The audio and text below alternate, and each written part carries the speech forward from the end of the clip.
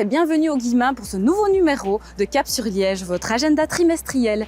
Découvrez en quelques minutes le meilleur des activités pour les prochaines semaines. Comme tombées du ciel, les couleurs in situ et en mouvement. C'est le titre de l'installation de l'artiste français Daniel Buren. Inaugurée le 15 octobre dernier, cette œuvre colorée et dynamique transforme la gare en un véritable musée. Joël Benzaquin, coordinateur artistique de Daniel Buren, est avec nous pour l'évoquer. Alors le processus créatif de Daniel est assez simple pour ce type d'installation. C'est de travailler, d'abord de demander l'autorisation à l'architecte parce qu'il n'était pas question de faire quelque chose si Calatrava n'était pas d'accord. Donc on a eu une première réunion en Zoom avec Calatrava parce que c'était le Covid, etc. etc. Et donc on lui a exposé l'idée que Daniel serait intéressé d'intervenir sur son architecture. Et Calatrava a trouvé ça très intéressant et il a été même flatté que Buren s'intéresse à son travail. Et donc, il nous a donné son accord assez facilement.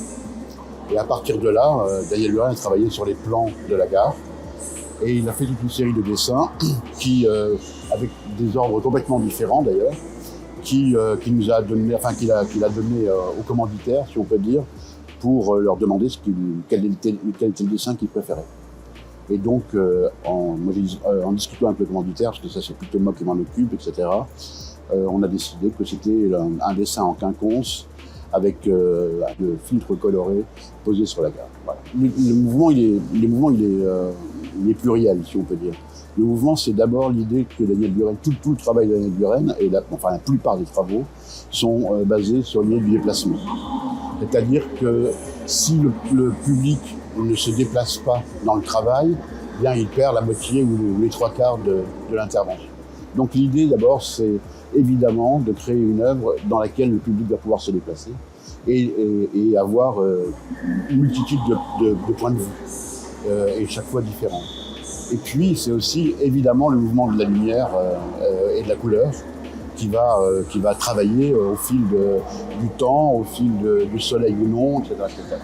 Donc il y a une sorte de double effet. Il y a à la fois le déplacement de la lumière et de la couleur et évidemment le déplacement du public qui, à l'intérieur de cette architecture, à l'intérieur de cet espace coloré, va lui-même faire l'expérience du déplacement de la couleur.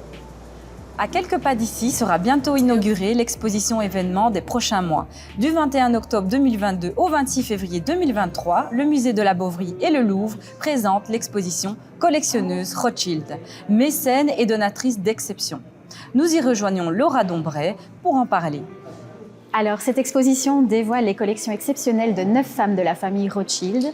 Parmi ces collections, nous avons des œuvres d'artistes internationalement reconnues, puisque nous avons des œuvres de Cézanne, de Rodin, de Claudel, d'Egonschild, de Calder. Un programme d'activités sera organisé autour de l'exposition et la première date est le 16 novembre avec un concert de piano de Patrick Dor autour de Chopin.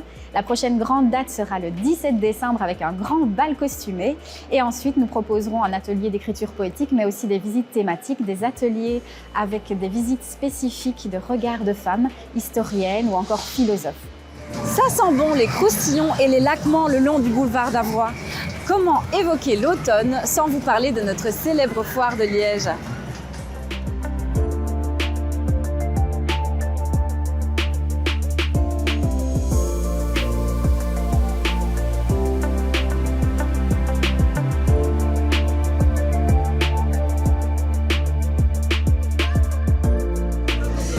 La spécificité de la foire de Liège, c'est d'être en centre-ville, la plus grande de Belgique et la plus belle aussi. On peut s'attendre à des journées à tarif réduit, qui sera le 3 novembre et le 13 novembre, et le 31, une journée Halloween. Ça veut dire une journée à animation Halloween un peu partout sous le champ de foire, quoi. Avec le Festival de l'Orgue, le Festival international de comédie de Liège et le village de Noël, le programme touristique est fort chargé pour ces prochaines semaines. Découvrez-le sur le site visiterliège.be et à très bientôt pour un nouveau Cap sur Liège.